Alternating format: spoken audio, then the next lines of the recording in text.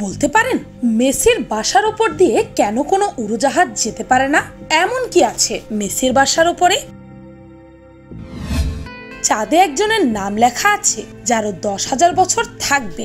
সে কোন ব্যক্তি বলতে পারেন? চাঁদের কথা তো বাদই দিলাম, মহাশূন্যে গেলে কেন খাটো মানুষ লম্বা হয়ে যায় জানেন কি?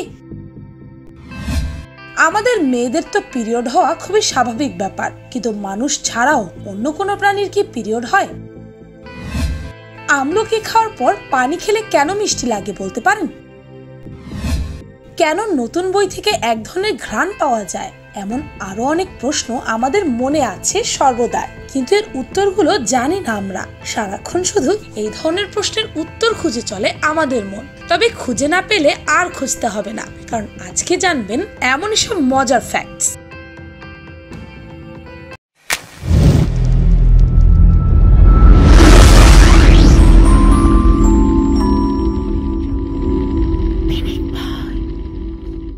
নাম্বার 1, আপনারা হয়তো অনেকেই জানেন না মেসির বাড়ির ওপরের আকাশে কখনো প্লেন ওড়ে না। আর মেসি হচ্ছে এই পৃথিবীর একমাত্র প্লেয়ার শুধুমাত্র যার বাড়ির ওপরেই প্লেন ওড়ে না। এলপ্রাত বিমানবন্দরে নামা উড়োজাহাজগুলো সরাসরি নামতে পারে না। নামার আগে তারা একটু করে ভূমধ্য সাগরের ওপর দিয়ে উড়ে এসে তবে ল্যান্ড করে। বার্সেলোনায় নামার ক্ষেত্রে তাদের বাহন 180 ডিগ্রি ঘুরে তারপর নামতে হয় বিমানবন্দরে। এর কারণ কি? মেসি অনেক পপুলার ফুটবলার তাই? না, আসলে এর আসল কারণ হচ্ছে মেসি থাকেন বার্সেলোনার থেকে 25 কিলোমিটার দূরের গ্যাভাতে। এটা দেলগ্যারাফ ন্যাচারাল পার্কের অন্তর্ভুক্ত।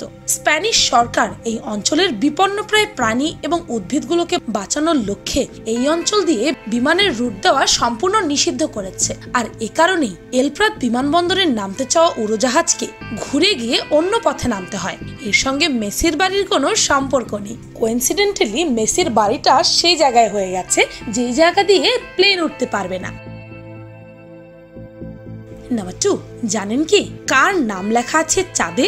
জেন কার্নান হলেন সেই পুরুষ যিনি শেষবারের মতো হেঁটেছিলেন চাঁদের মাটিতে। মার্কিন এই পিতা তার পুচকে মেয়েকে কথা দিয়েছিলেন যে তিনি চাঁদের মাটিতে তার মেয়ের নামের আদ্যক্ষর লিখে আসবে, আর কথা রেখেছেন বাবা। তাই হয়তো এখনো জলজল করছে তার ছোট্ট মেয়ের নাম ট্র্যাসি কার্নান চাঁদের বুকে। আর চাঁদে এই নাম অন্তত 10,000 বছর পর্যন্ত থাকবে। নাম্বার 3, অনেক ছেলেদের স্লিম মেয়েদের পছন্দ হলেও মেয়েদের কিন্তু ভুঁড়িওয়ালা ছেলেই বেশি পছন্দ। একটি ব্রিটিশ গবেষণা থেকে জানা গেছে স্বামী কিংবা লিভিং পার্টনার হিসাবে সামান্য ভুঁড়ি আছে এমন ছেলেদেরকেই মেয়েরা বেশি পছন্দ করে। কারণ মেয়েরা মনে করে যেসব ছেলের ওজন একটু কম তারা একটু আয়েসি এবং তাদের উদ্বেগ কিছুটা কম থাকে। তাছাড়া অন্য মেয়েরা সহজে তাদের নাদুস নুদুস স্বামী বা প্রেমিকের প্রেমে পড়বে না, এই ভেবেও নাকি কিছুটা নিশ্চিত থাকা যায়। এছাড়াও আপনি জেনে অবাক হবেন ছেলেদের চেয়ে মেয়েদের কিন্তু শীত বেশি লাগে। মেয়েদের ত্বকের ভেতরের টিস্যু পাতলা হয়ে থাকে। তাছাড়া তাদের পেশি পুরুষের মতো ভরাট ও শক্ত নয়, তাই মেয়েদের শরীরের তাপমাত্রা তাড়াতাড়ি কমে যায়। এ কারণে ছেলেদের চেয়ে মেয়েদের শীত বেশি লাগে। নাম্বার 4, আচ্ছা মানুষ ছাড়া অন্য কোনো প্রাণীর কি পিরিয়ড হয়? মানুষ ছাড়া অন্য যাদের পিরিয়ড হয় তাদের মধ্যে রয়েছে বানর। আফ্রিকা এবং এশিয়াতে বসবাসরত বেশিরভাগ বানরেরই পিরিয়ড হয়, তবে গরিলার এবং টার্সিয়াসের অল্প মাত্রায় পিরিয়ড হয়। এছাড়া হাতি এবং বানরেরও পিরিয়ড হয়, তবে বানরের পিরিয়ড ততটা সদৃশ্য নয়। এই পিরিয়ডে নারী গর্ভধারণের জন্য দায়ী। নাম্বার 5, আমলকি খাওয়ার পর জল খেলে মিষ্টি লাগে। এটা তো আমরা সবাই জানি, কিন্তু কেন মিষ্টি লাগে সেটা কি জানি? এমনটা হয় আমলকিতে থাকা গ্যালিক অ্যাসিডের জন্য।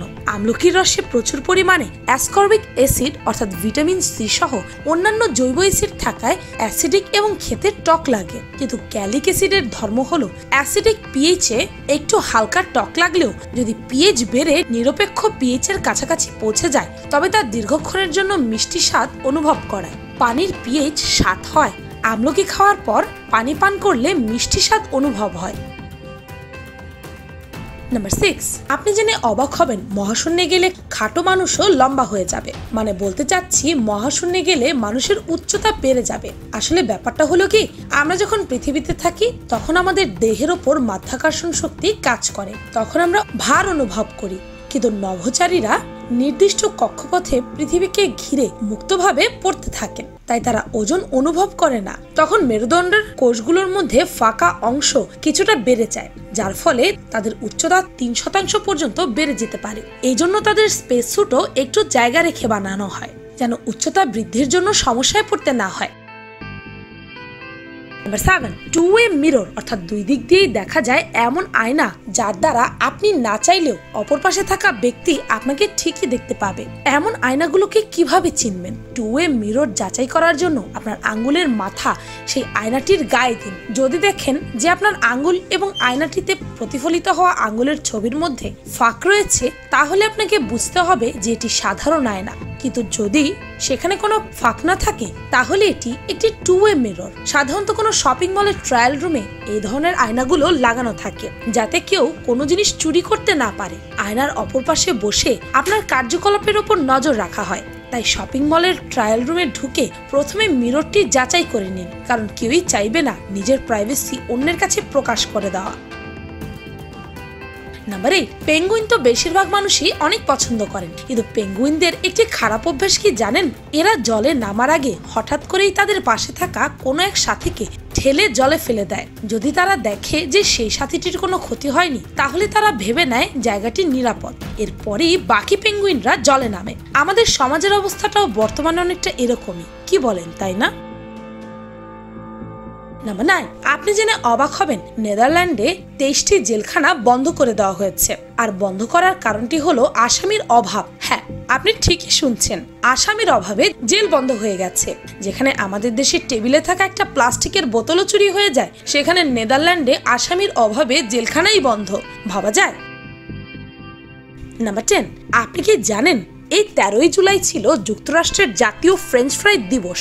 নামে ফ্রেঞ্চ থাকলেও এই খাবারের উৎপত্তি কিন্তু ফ্রান্সে নয়। ফ্রেঞ্চ ফ্রাইয়ের উৎপত্তি হচ্ছে বেলজিয়ামে। তবে শুরুতেই এই খাবারটি ফ্রেঞ্চ ফ্রাইড পটেটো নামে পরিচিত ছিল। 1930 সালের দিকে পটেটো অংশটি নাম থেকে বাদ দেওয়া হয়। পৃথিবীতে উৎপাদিত মোট আলুর প্রায় 7% তারা ফ্রেঞ্চ ফ্রাই তৈরিতে ব্যবহার করে। পৃথিবী জুড়ে মোট বিক্রিত ফ্রেঞ্চ ফ্রাইয়ের 1/3 বিক্রি করে ম্যাকডোনাল্ডস। সাধারণত এক প্যাকেট ফ্রেঞ্চ ফ্রাইতে যে পরিমাণ ক্যালোরি থাকে তা কমাতে একজন ব্যক্তিকে অন্তত 47 মিনিট দৌড়তে হবে। নাম্বার 11, আপনি কি সাধারণ জিনিসও ভুলে যান? মানে আপনি কি অত্যন্ত ভুলোমনা? চিন্তার কোনো কারণ নেই। হিউম্যান সাইকোলজির মতে বেশিরভাগ ভুলোমনা মানুষগুলোই বেশি ক্রিয়েটিভ হয়। উদাহরণস্বরূপ আইনস্টাইনকেই দেখুন না, নিজের মেয়ের বিয়ে দিতে গিয়ে তার হঠাৎই মনে পড়ে একটি কাজ তিনি ভুলে গেছেন। তিনি মেয়েকে বলে যান 10 মিনিটেই তিনি কাজটা সেরে আসছেন। এদিকে সময় বয়ে যায়, তার আর কোনো দেখা নেই। পিতার অনুপস্থিতিতেই বিয়ের অনুষ্ঠান হয়ে যায়। 3 দিন পর মেয়ে বাবার কাছে যায়। মেয়েকে দেখে আইনস্টাইন বলে, তোরা একটু দাঁড়া, আমি 10 মিনিটেই আসছি। অর্থাৎ তার মেয়ের বিয়ের কথাই মনে ছিল না। নাম্বার 12, পুরনো বই বা খাতা থেকে অনেক সময় একটা ঘ্রাণ আসে, যা আমরা অনেকেই পছন্দ করি। কিন্তু কখনো কি ভেবে দেখেছেন এই ঘ্রাণ কেন আসে বা কোত্থেকে আসে? এটি আসলে সেই বই বা খাতাটি নির্মাণে ব্যবহৃত বিভিন্ন উপাদান, যেমন ভ্যানিলা, ঘাস, অ্যালমন্ড সহ আরো অনেক উপাদানের গন্ধ। সময়ের সাথে সাথে এই উপাদানগুলোর জৈব অংশগুলো ভেঙে যায় এবং অন্যান্য রাসায়নিক উপাদানের সাথে মিলে এগুলো এরকম গন্ধ সৃষ্টি করে। নাম্বার 13, অনেকের এই ফ্যাক্টটি শুনে হাসি পেতে পারে, আবার অনেকে বিশ্বাস করবেন না হয়তো। নরওয়েতে বড়দিনের সন্ধ্যায় লোকেরা ঝাড়ু লুকিয়ে রাখে, কারণ তাদের মতে ডাইনিরা তাদের ঝাড়ু নিয়ে যেতে পারে এবং এটিকে তারা উড়ে বেড়ানোর কাজে ব্যবহার করতে পারে। বিশ্বাস না হলেও এটাই সত্যি। নাম্বার 14, আপনি কি জানেন আমাদের শরীর থেকে প্রতি ঘন্টায় প্রায় 6 লক্ষটি চামড়ার অতি ক্ষুদ্র ক্ষুদ্র কণা শরীর থেকে ঝরে পড়ছে। একজন মানুষের শরীর থেকে বছরে প্রায় 1.5 পাউন্ড এরকম কণা পড়ে থাকে। এই প্রসঙ্গে আপনাকে জানিয়ে রাখি যে আমাদের ঘরের মেঝেতে যে সমস্ত ধুলোবালিগুলো রোদের আলোয় পড়ে থাকে, সেগুলোর অধিকাংশই হলো আমাদের শরীর থেকে ঝরে যাওয়া কোষ, আর এগুলোর সংখ্যাই রুমে বেশি থাকে। আরেকটি কথা শুনে হয়তো আজকে আপনাদের রাতের ঘুম হারাম হয়ে যেতে পারে, যে মানুষের শরীরে যতগুলো কোষ আছে তার চেয়ে প্রায় 10 গুণ বেশি ব্যাকটেরিয়া মানুষের শরীরে আছে। পৃথিবীতে 200টিরও বেশি দেশ রয়েছে। 7.5 বিলিয়ন মানুষ ছড়িয়ে আছে আমাদের এই পৃথিবী জুড়ে। নানা বর্ণ ও রঙের মানুষ আছে সাথে আছে কত ধরনের জীবজন্তু, পশু পাখি, আছে কত ঘটনা। একটি মানুষ এত কিছুর মধ্যে সবকিছু জানবে না, এটাই স্বাভাবিক, কিন্তু জানার কোনো শেষ নেই। জানার চেষ্টা বৃথা তাই এ বলে বসে থাকলে চলবে না, কিন্তু তাহলে কিন্তু পৃথিবী এগিয়ে যাবে আর আপনি পিছিয়ে পড়বেন, আর একসময় আফসোস করা ছাড়া আর কোনো উপায় থাকবে না। ভিডিওটি ভালো লাগলে আপনার ফ্রেন্ডস এন্ড ফ্যামিলির সাথে শেয়ার করতে পারেন, আর পিনিক পাই চ্যানেলকে সাবস্ক্রাইব করে বেল আইকনে অল নোটিফিকেশন অন করতে ভুলবেন না যেন। শুধুমাত্র এভাবে পিনিক পাইয়ের প্রতিটি ভিডিওর নোটিফিকেশন আপনার কাছে পৌঁছে যাবে। আমি ফাল্গুনি, আজকের মতো পর্যন্তই, দেখা হচ্ছে পরের ভিডিওতে।